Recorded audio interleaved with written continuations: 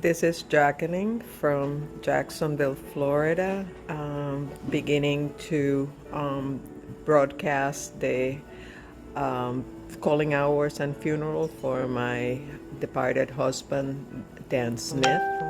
The place did a wonderful job with the display of the things that he liked. You can see race car things, you can see parts of computers, you can things that signify Las Vegas. You can see the movies. He used to love to go to the movies, and we had Movie Pass while it existed. And then we had the AMC, and he had it all the way until he passed away. So all of the things that he loved are represented here, and there he is, and they did a good job, and I love the roses. And I had some friends that sent some flowers. Appreciated Marion and Albert. I really appreciate it. It was very nice of you. I know I had asked for no flowers, but it's a good thing to have a few of them. Thank you. And we will be starting to have guests in a few minutes, I guess. But in the meanwhile, I'm gonna set up so that we can you can see what's going on. Thank you for watching. Okay.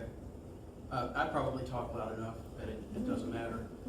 So I'm not one for much for public speaking, and those of you who actually are familiar with me, I'm a bit of a sap. So if this is a tear-laden event that requires a Kleenex, I apologize in advance.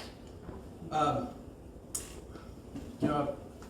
wanted to stand up just to say a few words here.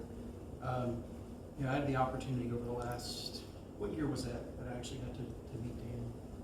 Well, Rachel was a year and a half, so. Yeah. Oh no, it was 2008, so 13 years ago, and it was August. Yeah. So my family and I had the pleasure of meeting Dan, getting to know Dan over the last decade or so. He was a special guy, very sharp guy, quick-witted, had a great dry sense of humor. Those of you who know him were familiar with that, and we got to spend some great time together. There are even many things, Jacqueline, over the past few weeks that I've thought about him. I'll share this with you guys. So we went to Vegas to go visit him before, and everything was, well, you should see the service charge for that. That was Dan's thing, whether it was parking, whether it was whatever. And so I've thought about him over the past several weeks. Well, you should see the service charge for that. A good The guy. one about missing the plane. What's that? The one about missing the plane. Oh yeah. So he was actually going to take us to the airport. He was telling us that it was time to leave their place to go to the airport, and he said, because if you miss your flight, you should see the service charge for that. I came pretty close, right? I don't quite have the New England accent. Okay. I wanted to. There's actually a poem on the inside of your memorial here that I'd like to read. Miss me, but let me go. When I come to the end of the road and the sun has set for me, I want no rights in a gloom-filled room.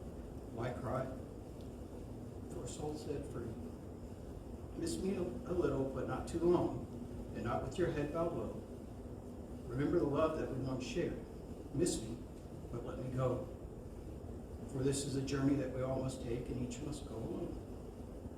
It is all part of the master plan, a step on the road to home. When you are lonely and sick of heart, go to the friends who know, and bury your sorrow in doing good deeds. Miss me, but let me go. I'm a firm believer in Jesus Christ, and I believe that God ordains every relationship that I have. And I'm thankful that He gave me the opportunity to meet Dan and to love Dan, and I'm thankful for the ways that He loved me and my family.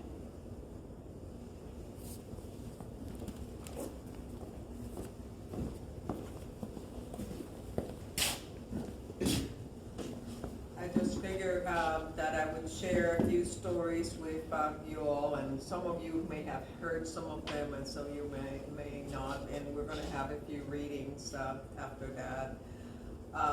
But Dan and I met. I had left my first husband and had moved to the Boston area, a different part of Digital Equipment Corporation, who was at the time the second largest computer company in the world, and it was purchased by Compaq, and Compaq was eventually purchased by HP. So it has been, a lot of people don't remember digital, but we worked there, and Dan and I had seen each other at some of the New England leadership group, seminars that were held, or get-togethers that were held, but we really had not met. So after I had moved in February to Massachusetts, in May, my boss calls and says, "Oh, the news is me. I'm leaving the company." Okay. And you're really lucky because this guy, Dan Smith, is going to be taking over the group. Said, Dan Smith, have I met him? Because I had gone to all those meetings. And he said, yeah, he's really, really, really tall. He's like, I don't know, close to 7 feet tall. He's just, because my boss was short. He's, way up there. So I see him, and I go to the Waltham office. I was in the Boston office. I go to the Waltham office, and I see him from a distance. Well, I think that's him. So he comes to the Boston office, and I said, "Hi, Dan. I'm Jacqueline Luciano. Do you remember me?" No. He would I had later told him, you have to be polite, just say, "I can't place you," or something like that, but just no. At that time, Digital was doing a lot of layoffs, and I had a contract with the Massachusetts Turnpike Authority that said that should Digital get rid of any of the people called key individuals in the contract, that they wanted to make a blanket statement, and I said, we cannot control if somebody quits, so I negotiated the contract just to say, by reason, if somebody leaves by reasons within Digital's control. So since he was new, I wrote my little contract, and I said, "Hi, Dan. I just wanted to bring to your attention that, the Digital would go in breach of contract with this, like a $1.6 million contract. This is 1993. Yeah, 1993. So $1.6 million was a lot more than $1.6 million today, but what would be in breach of contract if you lay me off?" So not missing a second, he just looks at me and he goes, "I guess we'll just have to kill you." And then he smiles. So that was the type of person that he was, very quick-witted. He had a very dry sense of humor. He had never been in a hospital until he moved down here to Jacksonville. And the first time he was in a hospital was about 4 years ago. And he had fallen in Las Vegas, and being the hard-headed tourist that he was, he didn't want to go to the doctor. And it got to the point where doing the buttons, how little kids, when they're learning to button, they struggle so much, or to tie their shoelaces. That's the way he was getting. But he refused to go to the doctor. But I said, you have the doctor appointment coming, so you're going to the doctor, and we're going to look at this. And he was told that he was basically days from being dead if they had not done the emergency surgery on his brain. Basically, all they had to do was drain the hematoma and all the blood that had gone there, and that was still bleeding, and then he was fine. But that was the first thing, and I remember when we came in to see him, it was the Robinsons. I told them, "You don't need to be here," but they came right away to be with me. And Sean looks at him and said, "Oh, I get that what is it called, the surgery when they do to the people to..." the lobotomy how did the lobotomy work or something like that.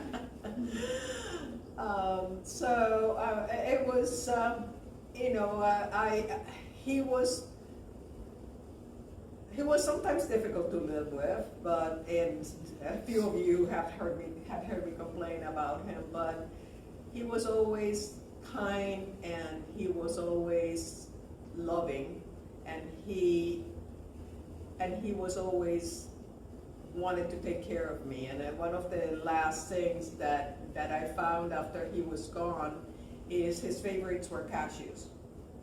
But for some reason, the last time he bought mixed nuts that had cashews first, and surprisingly pecan, which is my favorite, second. So Rachel and I are looking for what I thought was a thing of pecan, of cashews, and come out and see that it was a mixed nuts. So I opened it and it was covered with pecans. He had eaten around to the pecans so he could leave the pecans for me. So that was the kind of person that he was. He was very kind and very loving, and he said to me within the last 2 months, I may not always like you, but I always love you. And those of you who have been married, which is everyone in this room, know that that's the truth sometimes. Sometimes you just want to strangle your spouse, but you still love them.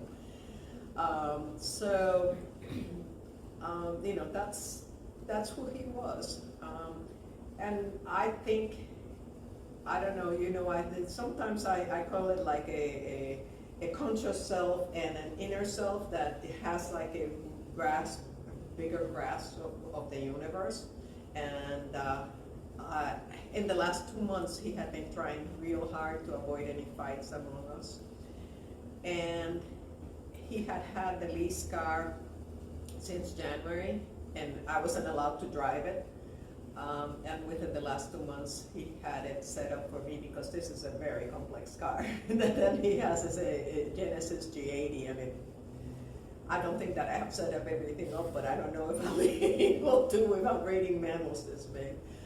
But I think, that the whole thing about it is that he set it up for me, and the last time we went to Vegas, he was really determined that he was going to get a fan in our dining room, which was the only place that didn't have a fan, so he made sure that he put it up.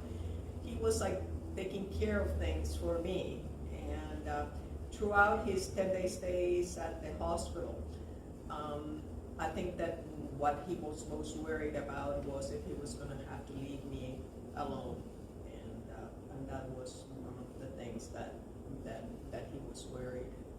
And said, "Oh, you're worried about leaving me?" And I said, and he goes to me, "I worry about everything." So I don't know if anybody else wants to share anything else. And I'll open the floor for those who know you. I don't know if you don't feel pressure if you want to. I'll say just a few words. Can we come up there? Yeah, please. You'll get out of that. I'll do better back there. Hello, my name is Sandy. I have known Dan about 5 years, and I met Dan and Jacqueline right as they were moving to Jacksonville, and Susan was kind enough to introduce us. When I think of Dan, I automatically think of when he would walk into my office, just a very solemn look, and you never knew what he was going to say. It could be really funny, it could be really dry, and I just always enjoyed my time with him. When I think of Dan, I think of Vegas, I think of racing, I think of his new car. The last time he was at the office, he was so proud to show me this great car. And you're right, Jacqueline, you will probably have to read a lot of manuals and stuff like that. But he was so proud of it. I think of during COVID, we would talk on the phone, and I learned that Dan does not like to talk on the phone, and he will not be meeting you virtually. He will just say hello, but he would see you the next time that we could be together. I enjoyed our time, all the stories that he shared with me about his brothers and growing up, and his parents, and just the great life that he had. And he was so lucky, Jacqueline, to have you. Thank you. Do you want to move to the readings?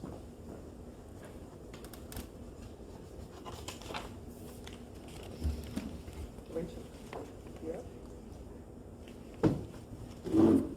So I chose 3 readings for this occasion, and the first one that Rachel is going to read for us, and I don't know if you want to hold it, microphone. Can you? There. Okay. That should be. It's Psalm 23. Psalm 23, verses 1 through 6. The Lord is my shepherd, I will be in need. He lets me lie down in the green pastures. He leads me beside quiet waters. He restores my soul. He guides me in the paths of righteousness for the sake of his name. Even though I walk through the valley of the shadow of death, I fear no evil, for you are with me. Your rod and your staff, they comfort me. You prepare a table before me in the presence of my enemies. You have anointed my head with the oil. My cup overflows. Certainly, goodness and faithfulness will follow me all the days of my life, and my dwelling will be in the house of the Lord forever. Amen. Right, second reading. Thank you, Rachel.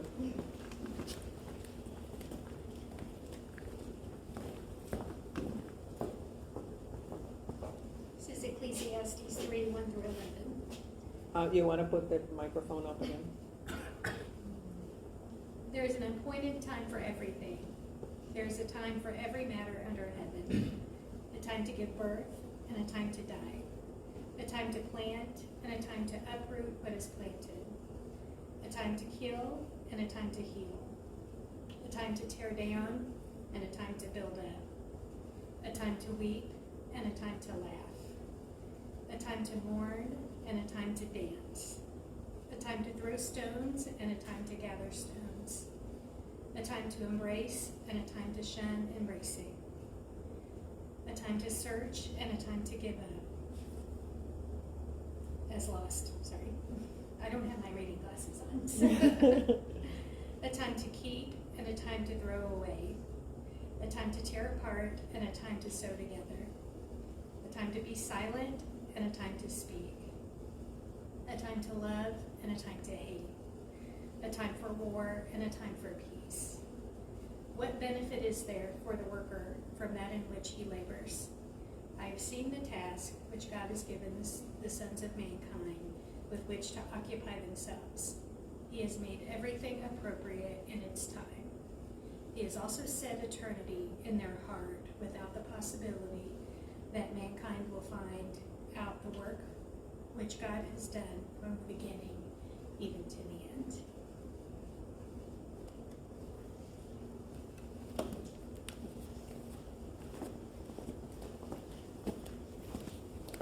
And I'm going to attempt the last reading, which is from 1 Corinthians 13, 1 to 7. I do need my reading glasses, otherwise it's just a big blur. And Dan and I stopped exchanging gifts for Christmas, but the last present that he gave me is this bracelet, and part of this verse is in the bracelet. If I speak with the tongues of mankind and of angels, but do not have love, I have become a noisy gong or a clanging cymbal. If I have the gift of prophecy and know all the mysteries and all knowledge, and if I have all faith so as to remove mountains, but do not have love, I am nothing.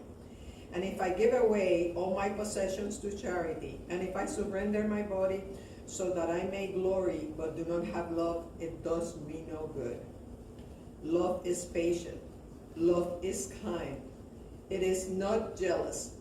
Love does not brag. It is not arrogant. It does not act disgracefully. It does not seek its own benefit. It is not provoked. Does not keep an account of wrong suffered. It does not rejoice in unrighteousness, but rejoices with the truth. It keeps every confidence. It believes all things, hopes all things, endures all things. I want to thank you all very much for coming today and spending part of the day with us and saying goodbye to Ben. And even though I see him there, I still don't believe that he's gone. And I just hope that wherever he is,